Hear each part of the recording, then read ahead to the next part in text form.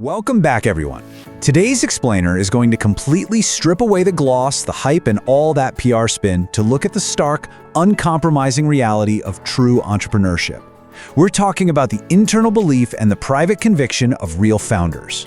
You know, the kind of conviction that doesn't actually need an audience to survive. Let's get right to it.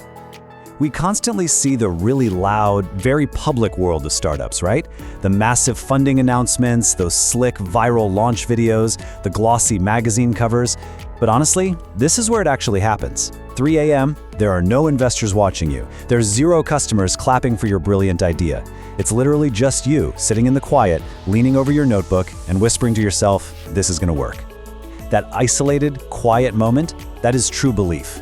Real conviction is born in that quiet loneliness way before the market ever has a clue what you're building. All right, section 1, selling versus true belief. So here's the absolute core difference between a founder who is just pitching and a founder who is truly building. On the left, we've got selling. Selling as well, it's inherently a performance. It shows up when the lights are on, when someone is watching. It's the act of performing your conviction in a brightly lit pitch room. But look over on the right side. That's the reality. Belief shows up when absolutely nobody is watching.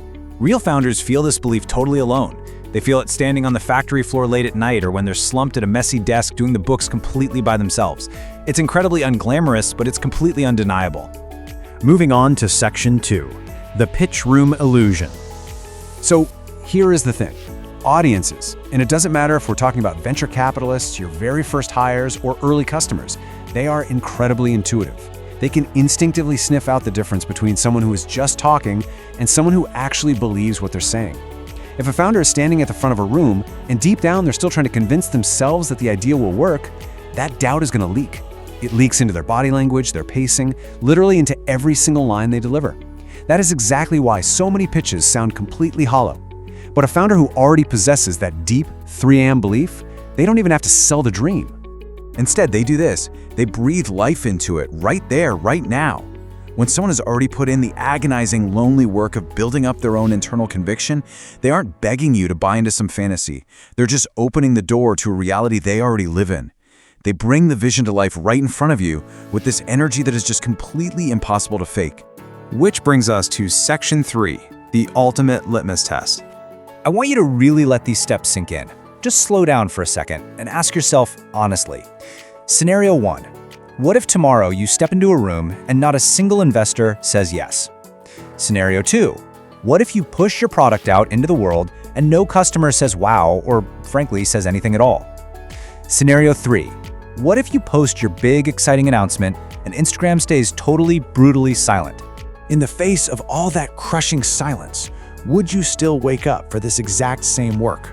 If all external validation was completely stripped away, is your internal fire actually strong enough to get you out of bed to solve this specific problem? Section 4. Surviving the silence. This is what true conviction looks like when it is totally exposed. If you don't have underlying belief, you basically need a daily dose of external permission just to keep going. You need a like, a sale, an encouraging word from a mentor. But real belief? That means you continue with permission or without permission. You don't need a single person to authorize your journey. You are driven by an internal compass that doesn't care at all about the weather outside. Because let's be totally clear here. Belief is not launch day excitement. Literally everyone is pumped on day 1, right? Everyone has energy when the logo is fresh and the website just dropped. Real belief is defined by what is still standing when the harsh reality hits. It's what is left over when the launch flops. It's what remains when the funding completely falls through and your bank account is running dangerously low. It's what keeps you moving when a whole entire year passes, you've poured your absolute soul into the work, and nobody notices.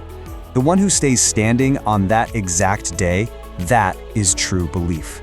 The person who stays on their feet on that worst, quietest, most frustrating day, that is the only definitive proof of real belief. You can't buy that kind of resilience, and you for sure cannot fake it in a pitch deck. And our final part, Section 5, stand, don't sell. You know, we talk a ton about building brands in this space, but the reality is this. A brand is not what the market claps for. It's just not the applause. A true brand is exactly what you believed, firmly and resolutely, way before a single hand in the audience was ever raised. Standing firm doesn't start when you get your first major award or cross some massive revenue milestone.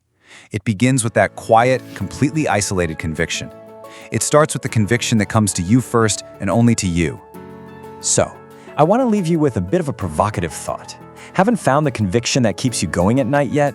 Have you maybe realized that your pitches are ringing kind of hollow because you just haven't done that lonely 3 a.m. work yet? Well, if you haven't found it, that is exactly where you need to start. Stop practicing the pitch, stop performing for the gallery, and go back to the drawing board to find the work that you would do even if the whole world stayed completely silent. Stand, don't sell. When you find that true conviction, you are not going to need to force anyone to believe you. They're just going to feel it. And remember, as you do that really hard internal work, you're not alone in the dark. Every real founder has been exactly where you are right now. So here's my final question for you. If all the applause stopped tomorrow, what is the one thing you believe in enough to build in complete silence? Well,